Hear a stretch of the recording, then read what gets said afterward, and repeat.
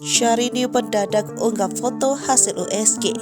Apa hamil anak Reno Barak? Baru-baru ini, istri Reno Barak itu memposting video berisi hasil USG.